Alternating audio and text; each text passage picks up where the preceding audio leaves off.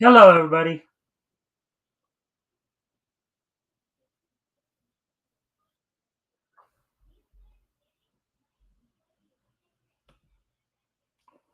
All right, so welcome to the Mikestand. We're at, of course, the middle of the week, which means at Hump Day, as it were. So, while we wait for a few more people to show up, I'm going to go ahead and go off camera here for a moment, take care of some business. When I come back, we'll go over what's on tap for tonight. So, anyways, without any further ado,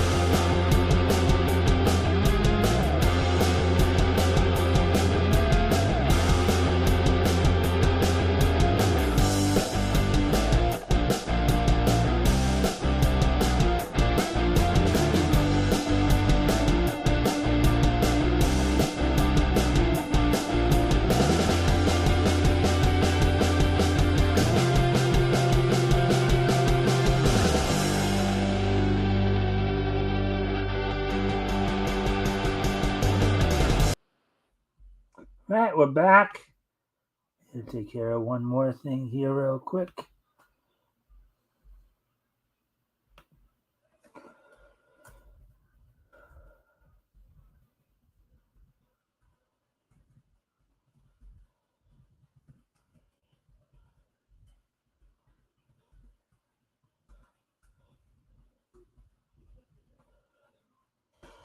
All right, so we continue to wait for more people to show up. Let's see, at the 2.5 minute mark now.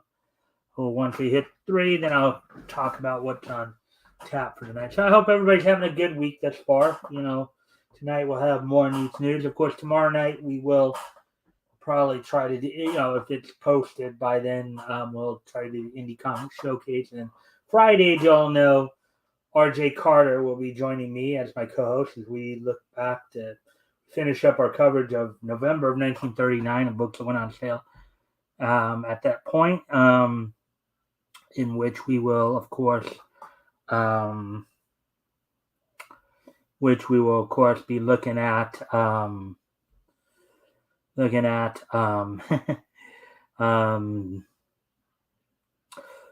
books that went on sale from Quality Comics. Most notably, of course, Smash Comics Volume 1, Number 6, and Feature Comic Volume 1, Number 28. Among the features we'll be going through include Black X, Espionage of Black X, Invisible Justice with the Invisible Hood, The Clock, Doll Man, and maybe Charlie Chan too, time permitting, of course.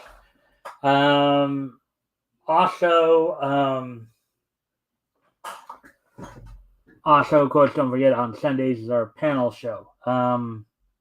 Anyways, now we're kind of at the 4 minute mark here, so let's see now. And as always, of course, if you haven't already, if you can like and share the stream, see if we can get some more friendly people in here, that'd be appreciated. Also, if anything here grabs your attention, feel free to comment and or ask questions. I'll try to answer the questions to the best of my ability.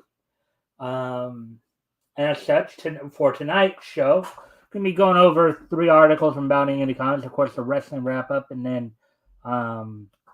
this day in each history towards the end. So, the showrunner for Netflix is among the stories we're going to be covering tonight.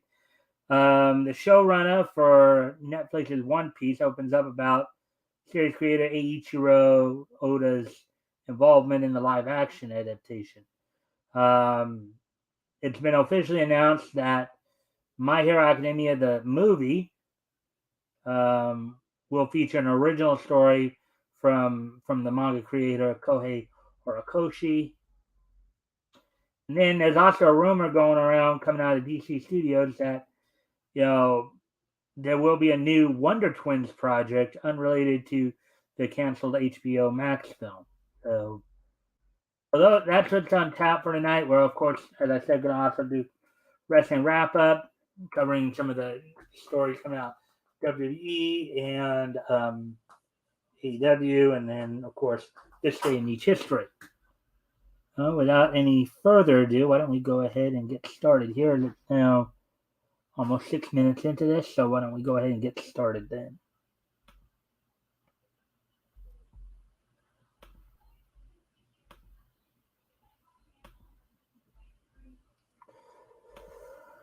Alrighty then.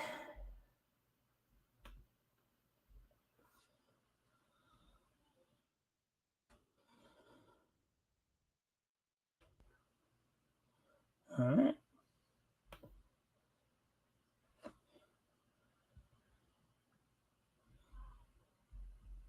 As I said, feel free to comment and or ask questions. We'll try to answer the questions to the best of our ability.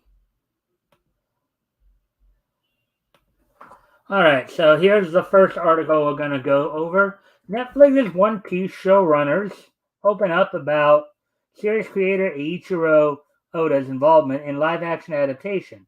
Quote, anything new to the series had to be discussed very intensively.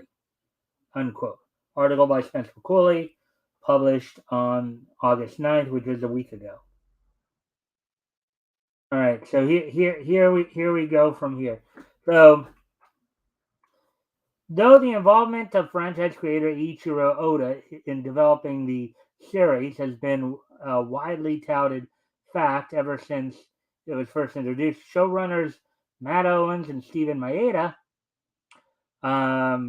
recently provided insight into just how closely the manga watched over the production of Netflix's live-action One Piece.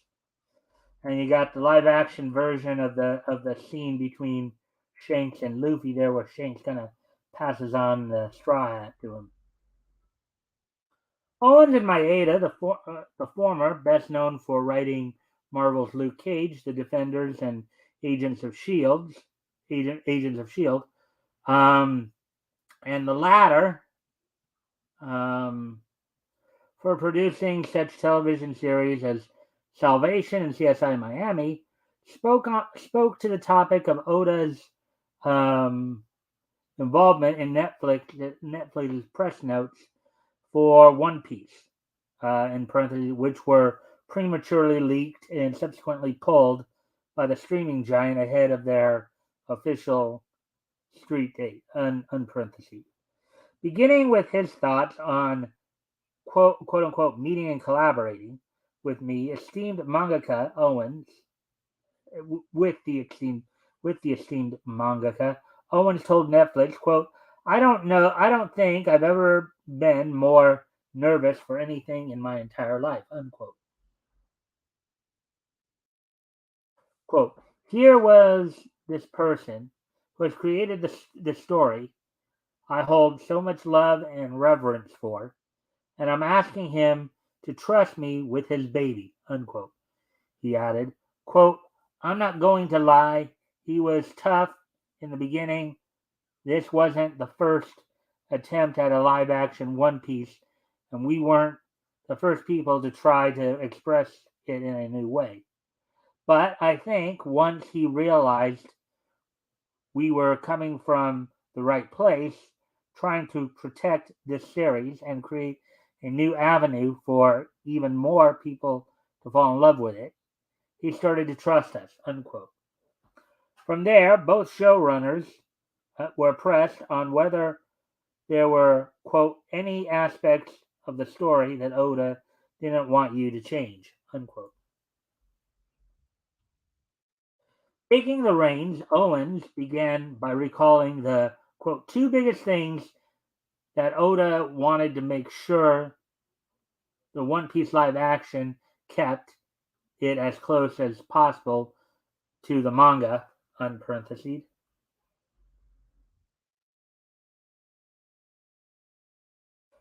The first, he said, was, quote, the Straw Hats backstories, because they're so pivotal to who they are as people, what their dreams and motivations are, and how Luffy digs into that as he meets them and helps them rediscover those dreams. Unquote.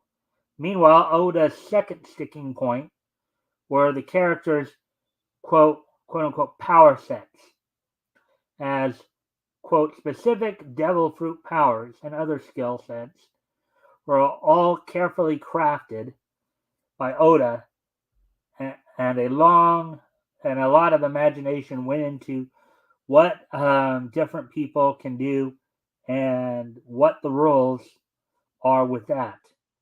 So that was something that we were asked not to mess with. Unquote. It sounded like they were being we're trying to do the right thing here.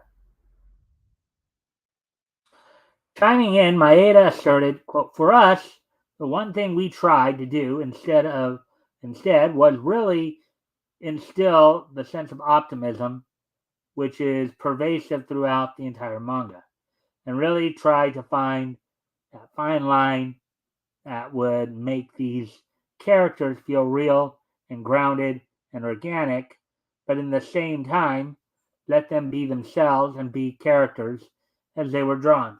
Be the characters as they were drawn." Well, that's good to hear. So these guys weren't trying to just put their own 2 cents into it. They were trying to respect the manga, respect source material. It's great. Great to hear.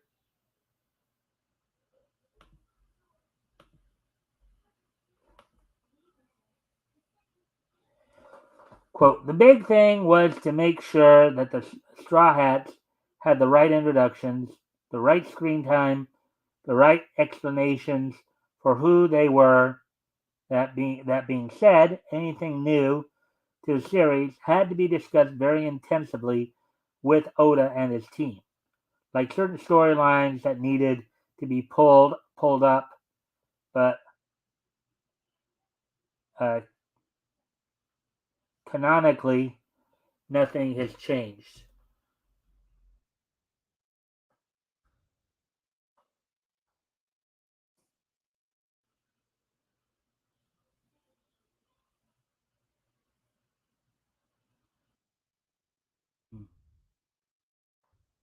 It's not quote. "It's not an exaggeration how involved he and his team were in this show," unquote. Added Owens. Quote, "They saw outlines, scripts, uh, dallies, cuts. Um, Sometimes he would see something and go, quote, 'I imagined it like this,' which was always incredible to hear."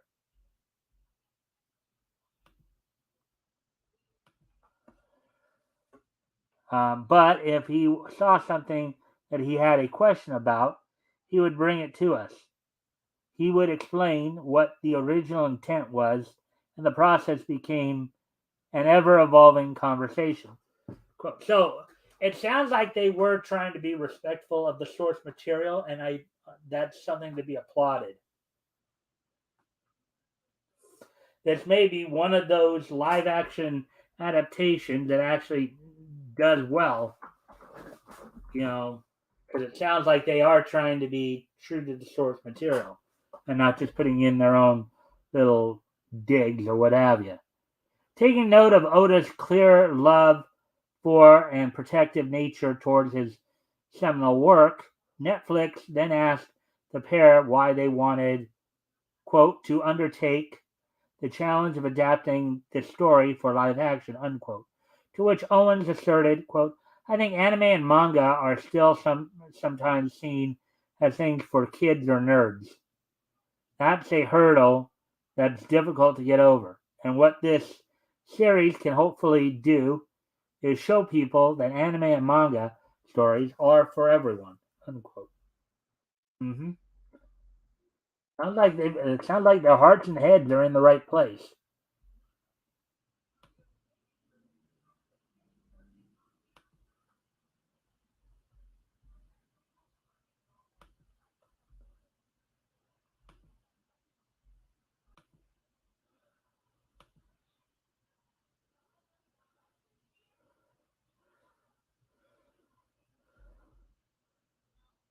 All right.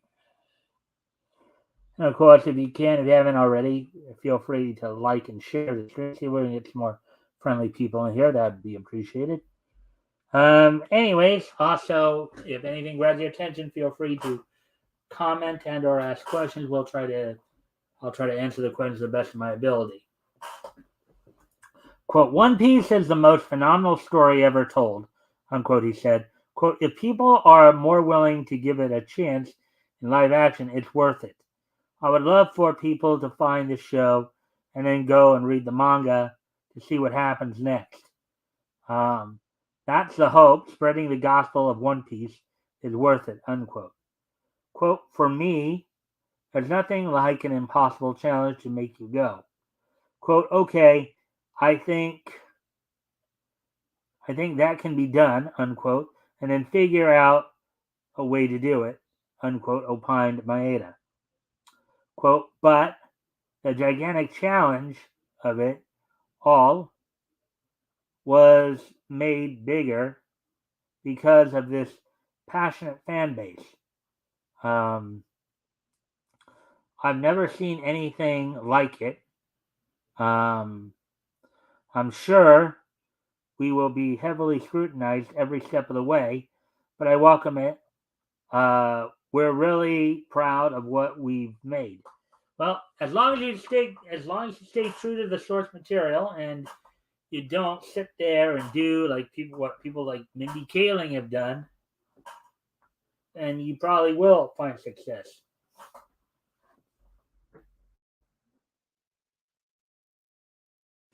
Netflix's live action One Piece sets out for the Grand Line on August 31st. So a little over 2 weeks from tomorrow, basically. Oh, there we go with that one.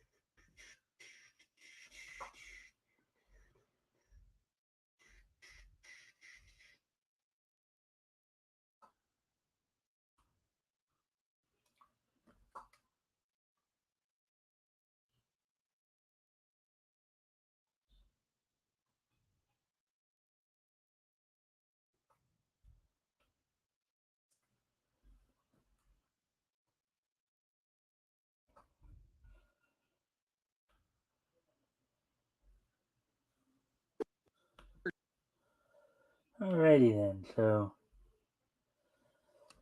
here we're gonna go on to the next article here.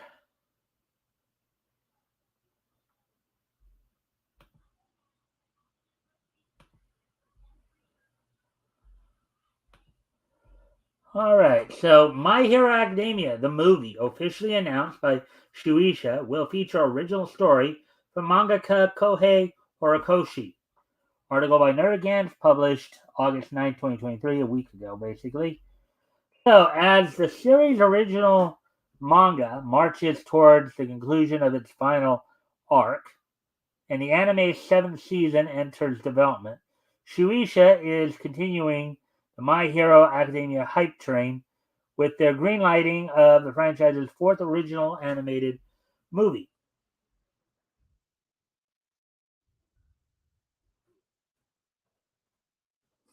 Announced in the number 3637 2023 double issue of Shueisha's Weekly Shonen Jump, the film, currently titled My Hero Academia, the movie, will reportedly feature an original story supervised by series creator Kohei Horikoshi.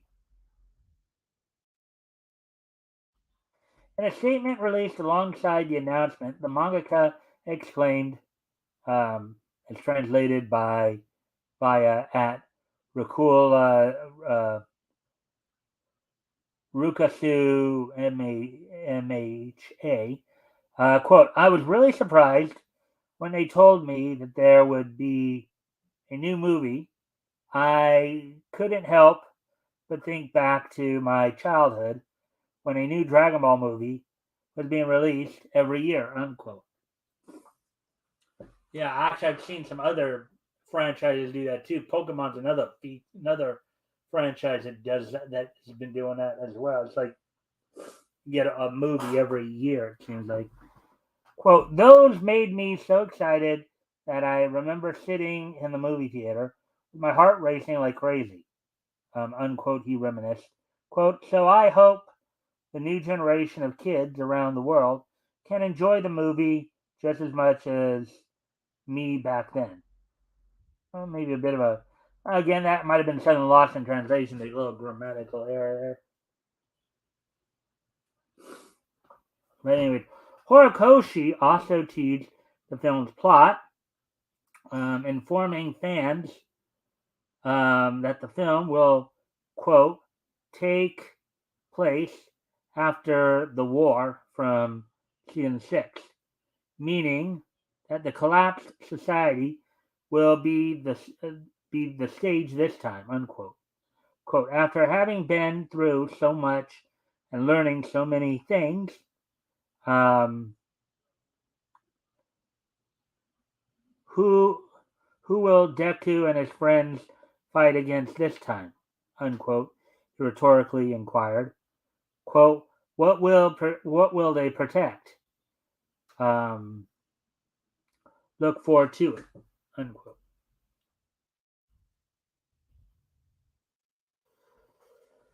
In addition to this announcement in Weekly Shonen Jump, the anime's current rights holder, Toho Animation, released a brief teaser trailer for the upcoming project.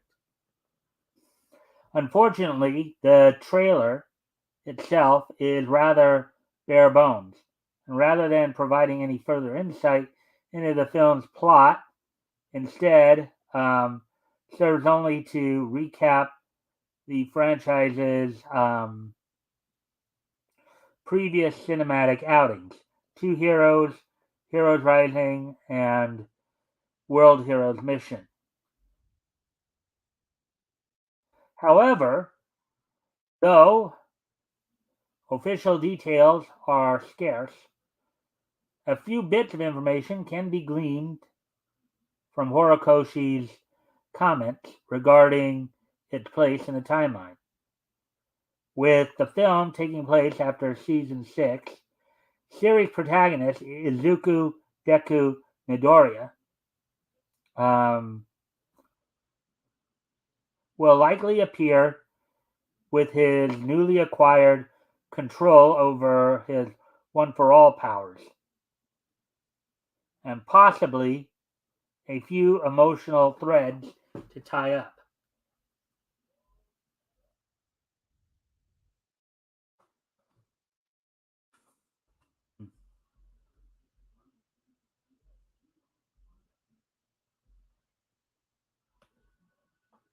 Anybody?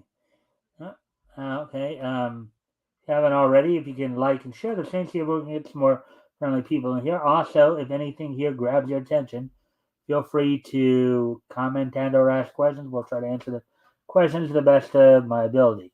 With that, let's continue on here. Further though, the Paranormal Liberation Front rebellion was eventually shut down by the world's pro-heroes. The villains were successful in freeing All for One from captivity. This means that at the time of the film's events, the series' arch-villain is running wild, leaving a distinct possibility that they may run up against Deku once again.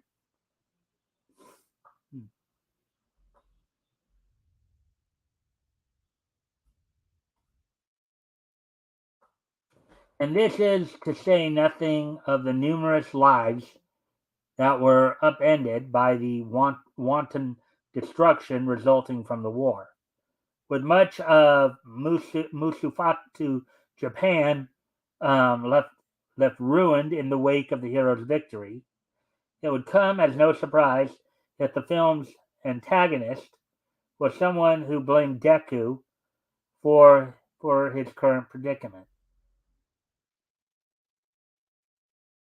Of course, all of this is just speculation. Actual concrete details will be made available as production moves along.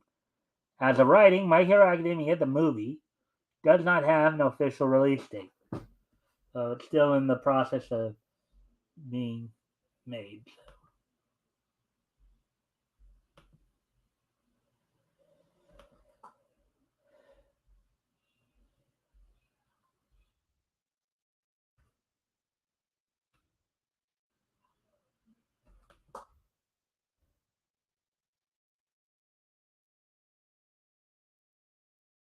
Maybe as soon as I get to the last story here, I do need to step away from the computer for a moment.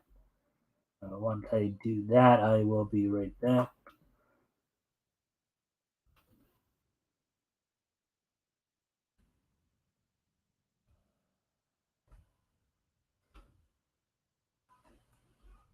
There we go. So that will be the next story here. And before we do get into that, I do need to step away from the computer for a moment.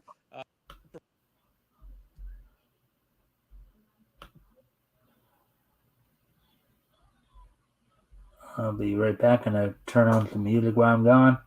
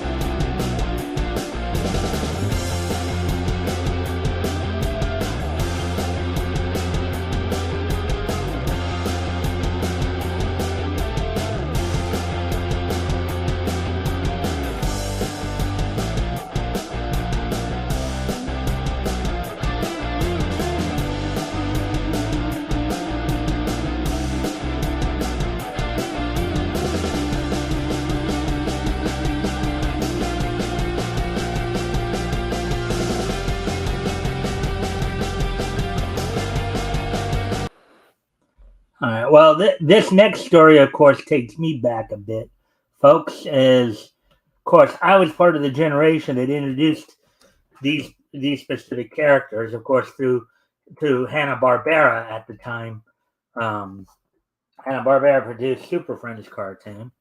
But anyways, rumor new Wonder Twins project unrelated to canceled HBO Max film in the works at DC Studios. Article by J.B. Augustine, published August 10th, which is last Thursday. So we're at least getting inside of a week now in terms of catching up on news stories. So that's good to see, right?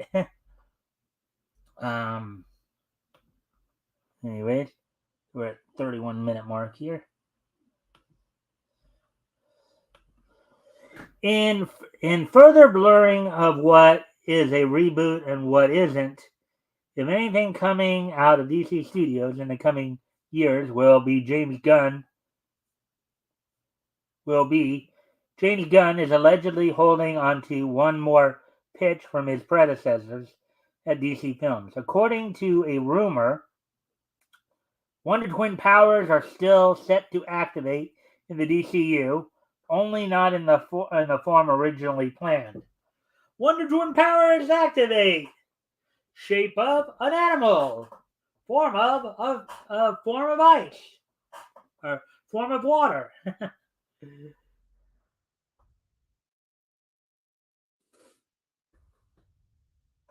The kid-friendly ship-shaping siblings were supposed to star in an HBO Max original movie in the vein of Batgirl and Blue Beetle, but that project was canceled in the regime change. That was the end of it until recently, as Reddit page, DCEU leaks is boldly verifying a scoop that leads them to believe something is cooking. It's still a rumor to us until proven otherwise, so take it, of course, with a grain of salt. But we can report that Intel says there is a Wonder Twins project being developed for the DCU. It is not the Max film, as this will be brand new with no connection to that, and it probably won't be seen for a while, much like another gestating idea. Okay, and of course here's the pics of Wonder Twins from the Jane on the left there, Zan on the right, as voiced by Louise Williams and Michael Bell, respectively, back in the 70s cartoons. Louise Bell, sometimes credited as Liberty, or Louise Williams, sometimes credited as Liberty Williams, and Michael Bell. Michael Bell, you all heard his voice on a number, he's done, Zan, aside from Zan, Michael Bell's provided the voice for a number of G.I. Joe characters, including, of course, Duke, probably his most well-known, Major Blood, from the original G.I. Joe Real Hero series. From Transformers, he was Sideswipe, Prowl, among others. Swoop. So, and of course, he was a guest star in the first two episodes of Star Trek, where he was basically the leader of that planet that that the Enterprise was in negotiations with.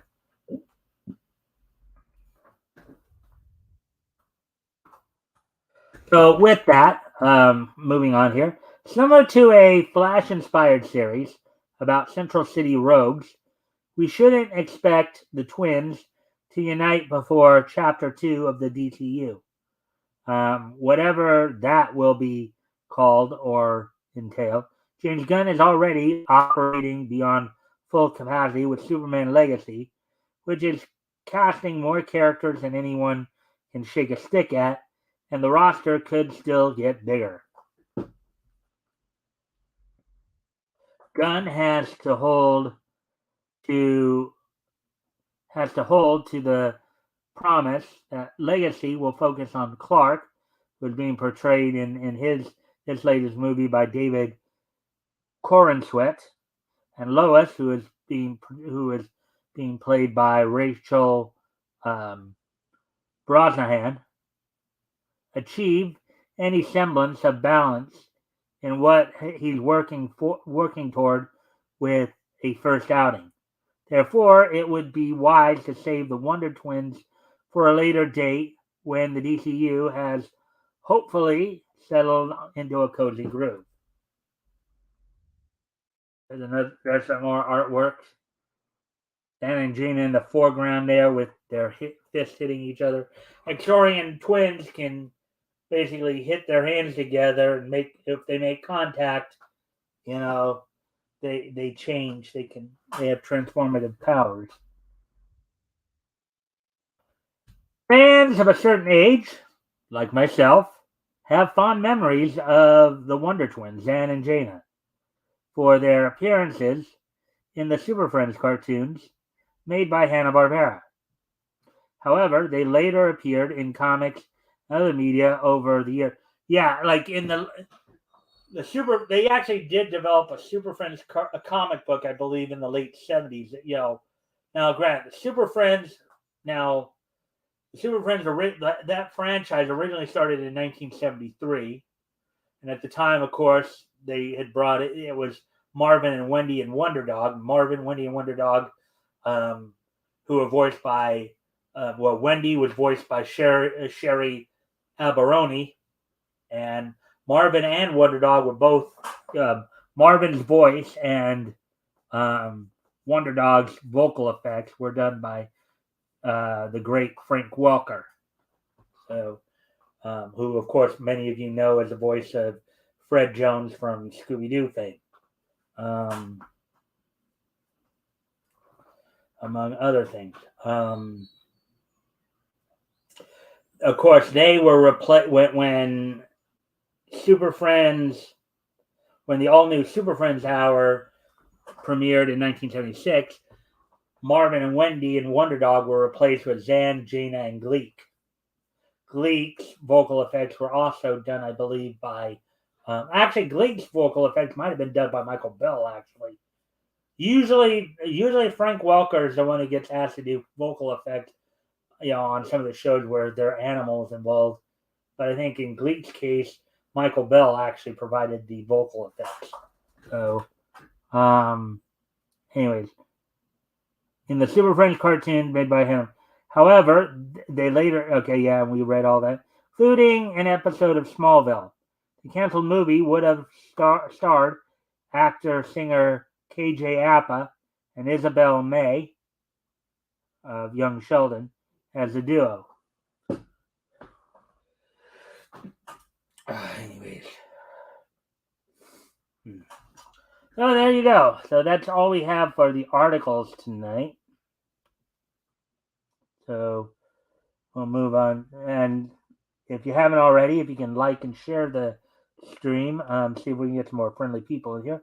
Also, if anything here grabs your attention, feel free to comment and or ask questions. I'll try to answer the questions to the best of my ability. So with that, I think we will go ahead and move on to wrestling wrap up here.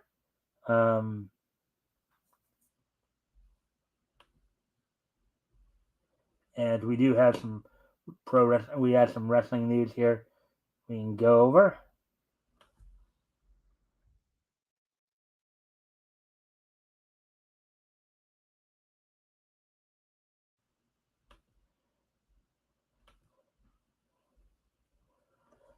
Okay, so first off, just some news. So first off, some news coming out of WWE. So it has been confirmed that Lacey Evans, whose real name is Macy Estrella Cardleck, has in fact left the WWE. Now, apparently, WWE is not releasing anybody. They're neither hiring nor releasing anybody while they're going through the whole process with Endeavor, with the completion of the merger and all that. But what is happening for those whose contracts are up, and that basically what happened with Lacey Evans here. Her contract was up. They're just not choosing to renew it. They're just letting they're just letting the contracts run out, and now right now there's nobody knows what Lacey's plans are, whose real name is Macy Estrella Cardlake, and her now she's going professionally by her real name. Well, her real maiden name of Macy Evans. So the former Marine turned wrestler.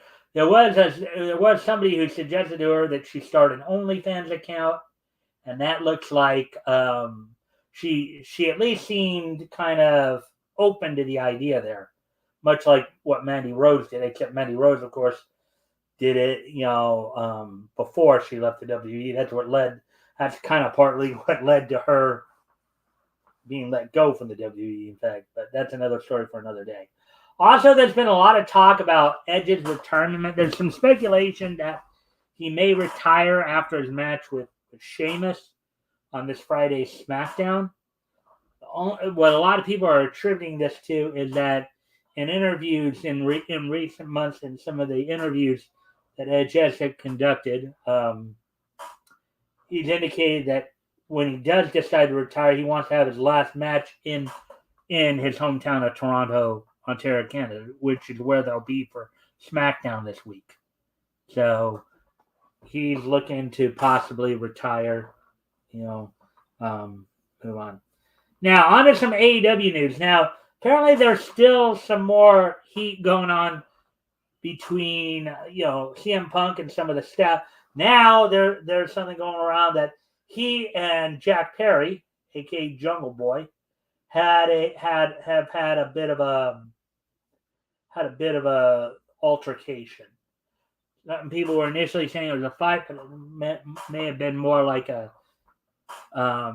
admonishment. So in this particular case, what happened was Jack Perry, during one of his matches, wanted to use real glass, but everybody, including CM Punk, said, no, you're not using real glass. That's a safety hazard. Supposedly, Perry threw a little temper tantrum. CM Punk called him out for it, as basically he wanted to use a glass, and those in charge were not having it. They were not giving approval to his idea, and Perry was upset about that, and that led to a possible. I don't know. As I understand it, I guess CM Punk may have tried to scold him for it, and had some harsh things to say online. Now, there's been a lot of heat brewing among the AEW talent between, quote unquote, the Collision crew and the Dynamite crew. Okay, basically, that's of course is kind of an extension of the feud between CM Punk and the Elite. CM Punk is kind of taking, the thing is that there's a lot of things going on where they're basically trying to keep the two shows separate. Collision was basically built on the idea of giving CM Punk a place to where he could work with the people who he got along with and people who would be willing to work with him. And Dynamite was for those who didn't want to deal with CM Punk.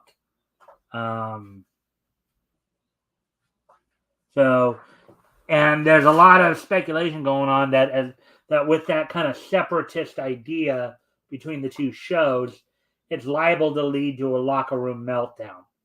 We're already seeing conflicts, and then of course you'll know because I reported on this, I think earlier this week, last week, it was earlier this week because it initially happened on Saturday, where CM Punk cut a promo on Adam Page at the end of after Collision went off the air.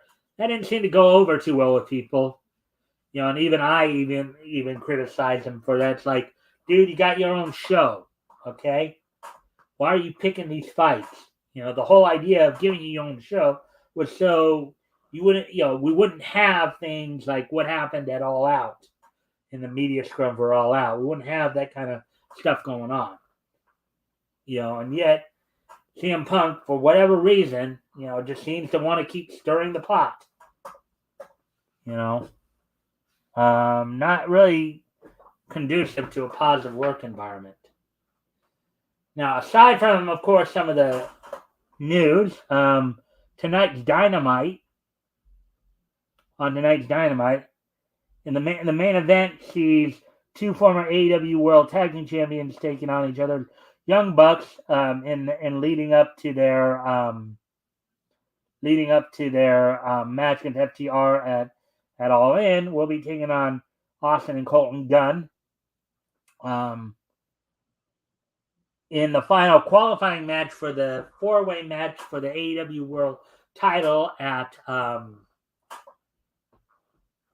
In, Dr. Britt Baker takes on the returning Bunny. Bunny, who's been out with an injury for the last couple of months, been working her way back, and now she's being thrown right into a match with Britt Baker, the winner of which is the fourth and final participant in that four-way match for the AEW World Women's Championship. No pressure, huh? In a Texas Chainsaw Massacre death match, in a battle of the Jets, Jeff Jarrett takes on Jeff Hardy. Darby Allin is teaming with his protege Nick Wayne to take on the Gates of Agony of the Mogul Embassies, Bishop Khan and Toy Leone, continuing that feud. And also Orange Cassidy defends the international title against Wheeler Yuta in, basically in a continuation of the feud between BCC and Best Friends. So a lot of trash talking going on there as well. So that's what's all going on. Tonight we'll, of course, talk more about the results tomorrow night with that. And with that now, we're going to go ahead and move on to this day in each history. History! 2017, 1993, and 2008. All right. So, anyways, today being August 16th, 2023, let's take a look back. This day in each history. First off, we're going to head back to 1993, 30 years ago today. And on this date, 30 years ago today, Monday, WWF at the time held its Monday Night Raw event from the Hudson Civic Center in Poughkeepsie, New York.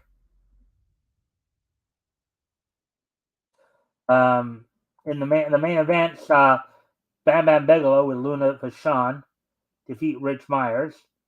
Saw Men on a Mission defeat Iron Mike Sharp and Barry Horowitz. Marty Jannetty defeated Bastion Booger. Let's see, the 1-2-3 Kid defeated Ted DiBiase in the opening match of the show via DQ.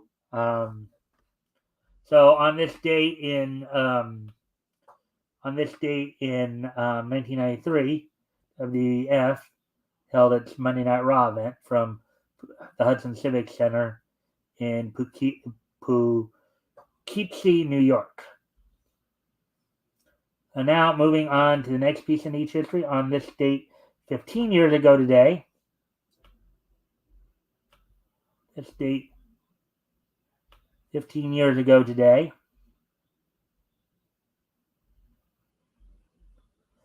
former Walt Disney Animation Studios and Walter Lantz Productions animator and producer Jack Dunham passed away at the age of 97 on this date, 15 years ago today.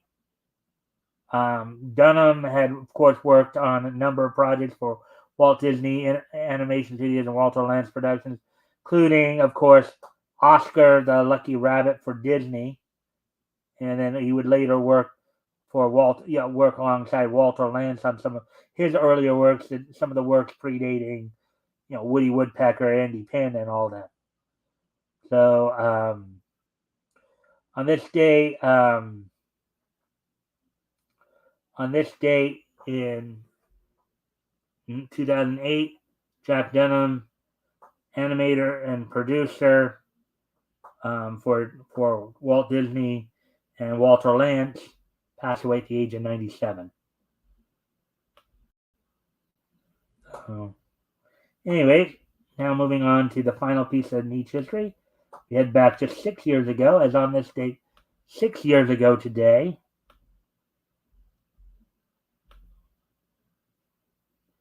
On this date, 6 years ago today. Technically this is not the 100th issue. It is issue number 100. But it's more like the 10th issue of Ultimate 2. Ultimate 2's issue number 100 went on sale on this date in 2017, 6 years ago. Technically, this is the 10th issue. It's also the final issue of the series. So they ran issues 1 through 9, and then for this last one, instead of saying issue 10, it was they called it issue 100. But this is technically the 10th and final issue of Ultimate 2.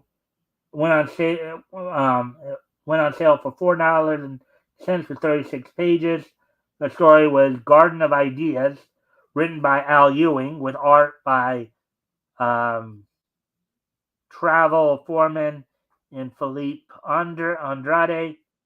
Also art from, they repeated that part. I don't know why they did, but penciled by Marco Lorenzana, inks by Scott Hanna, lettered by Joe Sabino, and colored by Daniel Brown and Matt Yaki. So on this date, 6 years ago today, the 10th and final issue, or issue number 100, they call it Ultimate 2, went on sale on this date back in 2017. So with that, I thank everybody for being here tonight. I hope everybody enjoyed the show. And I hope to see everybody back here tomorrow when we'll have more Nietzsche news and all that. Also, this Friday, of course, RJ Carter will be with me as we will be looking back to finishing up our coverage of November 1939 in our historical comics retrospect, where we'll be looking at books that went on sale in November 1939 from Quality Comics.